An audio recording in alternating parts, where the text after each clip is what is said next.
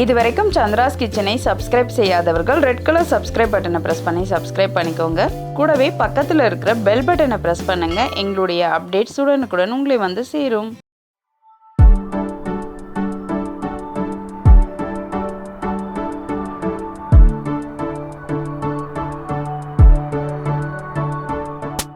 Hi friends, welcome to Chandra's kitchen. இன்றைக்கி நம்ம சுவையான பாரம்பரியமிக்க வெந்தயக்களி எப்படி செய்கிறதுன்னு பார்க்கலாம் வாங்க.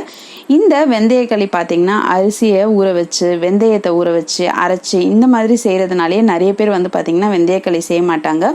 நம்ம இன்றைக்கி சட்டுன்னு எவ்வளோ சீக்கிரமாக நம்ம செய்யலான்றதை பார்க்கலாம். நம்ம இன்றைக்கி ஒரு இன்ஸ்டண்ட்டான வெந்தயக்களி செய்யலாம். வெந்தயம் பார்த்திங்கன்னா உடம்புக்கு குளிர்ச்சி தரக்கூடியது. இதனால் வந்து பார்த்திங்கன்னா லேடிஸ் ஜென்ட்ஸ் எல்லாருமே குழந்தைங்க உட்பட இந்த வெந்தயக்களி சாப்பிட்றது உடம்புக்கு ரொம்பவே ஸ்ட்ரென்த்து. நீங்கள் வந்து காலையில் பிரேக்ஃபாஸ்ட்டுக்கோ இல்லை வந்து ஈவினிங் ஒரு ஸ்நாக்ஸாக கூட இந்த வெந்தயக்களியை செஞ்சு சாப்பிடலாம். நம்ம இன்றைக்கி ரொம்ப சீக்கிரமாக எப்படி வெந்தயக்களி செய்கிறதுன்னு பார்க்கலாம் வாங்க. இந்த வெந்தயக்களிக்காக நான் 1/4 கப் அளவுக்கு வெந்தயம் எடுத்திருக்கேன். அடுத்தது வந்து பார்த்திங்கன்னா நம்ம அரிசி மாவு 1 கப் எடுத்திருக்கேன். இது வந்து நீங்கள் கடையில் வாங்கக்கூடிய அரிசி மாவு தான். இந்த 1 கப்புக்கு 1/4 கப் வெந்தயம் வந்து கரெக்டாக இருக்கும்.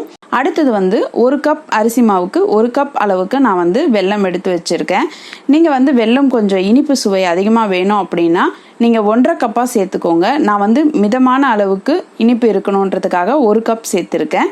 நீங்கள் குழந்தைங்களுக்குலாம் கொடுக்குறீங்கன்னா 1/2 கப் அளவு சேர்த்துக்கோங்க. கொஞ்சம் நல்லா இனிப்பாகவே இருக்கும். வெல்லம் வந்து நம்ம வந்து ஒரு வாட்டி கொதிக்க வச்சு வடிகட்டி எடுத்துக்கலாம். இதுக்காக நான் ஒரு பாத்திரத்தில் இந்த 1 கப் அளவுக்கு வெல்லத்தை சேர்த்துக்கிறேன். இந்த வெல்லம் முழுகிற அளவுக்கு நம்ம தண்ணி ஊற்றிக்கலாம். இப்போ இதை நல்லா கொதிக்க விடுங்க. நம்ம இப்போ கொஞ்சம் கலந்து விட்டுறலாம். வெல்லம் வந்து அந்த கட்டித்தன்மை இல்லாமல் நல்லாவே கரைஞ்சிடுச்சு. இந்த வெல்லம் வந்து பாகு காய்ச்சுற அளவுக்கு இருக்கணும்லாம் அவசியம் இல்லை, கரைஞ்சா போதும். இப்போ நம்மளுடைய வெள்ளை கரைச்சல் ரெடியாக இருக்குது. இதை எடுத்து நம்ம வடிகட்டி எடுத்து வச்சிடலாம். ஒரு கடாயில் ஒரு 2-3 சொட்டு நல்லெண்ணெய் சேர்த்துக்கலாம். அடுத்தது 1/4 கப் போல் வெந்தயம் சேர்த்துக்கலாம். இந்த வெந்தயம் வந்து நல்லா வாசனை வந்து கொஞ்சம் செவக்கிற அளவுக்கு வறுத்துக்கோங்க. இப்போ நான் வந்து செவந்த வெந்தயத்தை ஒரு மிக்சரில் இந்த வெந்தயத்தை சேர்த்து நல்லா பொடியாக அரைச்சிக்கோங்க. ஒரு பாத்திரத்தில் 1 கப் அளவுக்கு அரிசி மாவு நம்ம ஏற்கனவே வறுத்து அரைச்ச வெந்தய பொடியை வந்து இதோட சேர்த்துக்கலாம். சேர்த்துட்டு நம்ம ஒரு 2.5 கப் போல தண்ணி சேர்த்துக்கலாம்.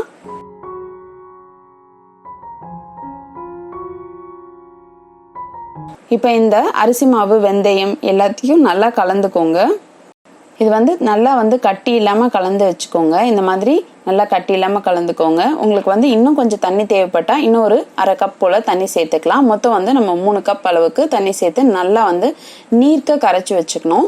இப்போ நம்ம வெந்தயம் வறுத்த அதே கடாயில இந்த மாவு கரைச்சலை சேர்த்துக்கலாம். இது கூட வந்து ஒரு 2 பிஞ்ச் அளவுக்கு உப்பு சேர்த்துக்கோங்க. உப்பு சேர்த்துட்டு நல்லா கலந்துருங்க.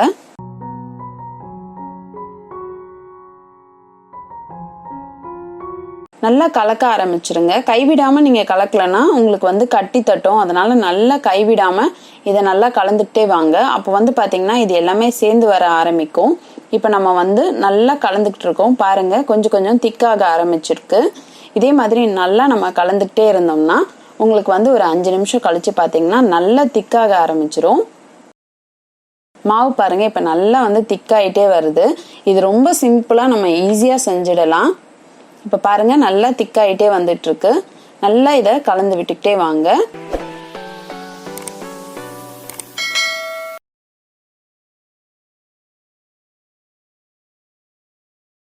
இப்போ ஒரு 8 நிமிஷம் போல ஆயிருக்கு. மாவு நல்லா வந்து வெந்துருச்சு.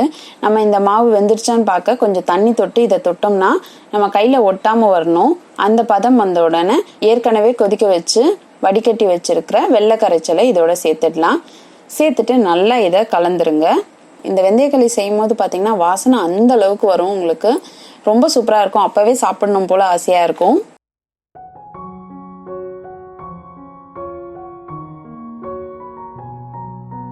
இப்ப பாத்தீங்கன்னா நல்லா வந்து கலந்தாச்சு. இந்த வெந்தயக்களி வந்து இப்போ ரெடி ஆயிடுச்சு. நம்ம வந்து பாத்தீங்கன்னா இதுக்கு நல்லெண்ணெய் அப்படி இல்லைன்னா நெய் சேர்த்து சாப்பிடலாம். நான் வந்து எப்பவுமே நல்லெண்ணெய் சேர்த்துப்பேன். ஸோ அதனால வந்து உங்களுக்கு நான் இன்னைக்கு 3 ஸ்பூன் அளவுக்கு நல்லெண்ணெய் சேர்த்துக்கிறேன். நீங்க நெய் சேர்க்கறதுனாலும் 2 to 3 ஸ்பூன் அளவுக்கு நெய் சேர்த்துக்கோங்க. ஆனால் நல்லெண்ணெய் ரொம்பவே நல்லது. அதனால வந்து நம்ம நல்லெண்ணெய் சேர்த்துக்கலாம். சேர்த்துட்டு நல்லா இதை கலந்துருங்க. இதை நீங்கள் வந்து ஒரு பவுலுக்கு மாற்றிடுங்க. பவுலில் வந்து கொஞ்சம் நல்லெண்ணெய் சேர்த்துட்டு அதை நீங்கள் வந்து திருப்பி போட்டிங்கனாலே வந்து பார்த்தீங்கன்னா நல்லா இந்த மாதிரி உங்களுக்கு களி வந்துடும். இது கொஞ்சம் ஆறுனா தான் உங்களுக்கு அந்த மாதிரி வரும். இப்போ நம்மளுடைய சுவையான வெந்தயக்களி சூப்பராக ரெடி ஆயிடுச்சு. நீங்களும் இந்த வெந்தயக்களியை உங்கள் வீட்டில் செஞ்சு பாருங்கள். செஞ்சு பார்த்துட்டு உங்களுடைய ஃபீட்பேக்கையும் கமெண்ட்டையும் எங்களுக்கு சொல்லுங்கள். இதே மாதிரி இன்னும் நிறைய ரெசிபிஸ் உங்களுக்காக வந்துட்டே இருக்குது. இதுக்காக நீங்கள் செய்ய வேண்டியதெல்லாம், இது வரைக்கும் சந்திராஸ் கிச்சனுக்கு சப்ஸ்கிரைப் பண்ணலன்னா சப்ஸ்கிரைப் பண்ணிடுங்க. பக்கத்தில் இருக்கிற பெல் பட்டனையும் ப்ரெஸ் பண்ணுங்கள். அப்போ தான் நாங்கள் போடுற வீடியோஸ் உங்களுக்கு உடனே வந்து சேரும். நான் இன்னொரு சுவாரஸ்யமான ரெசிபியோடு உங்களை சந்திக்கிறேன். நன்றி, வணக்கம்.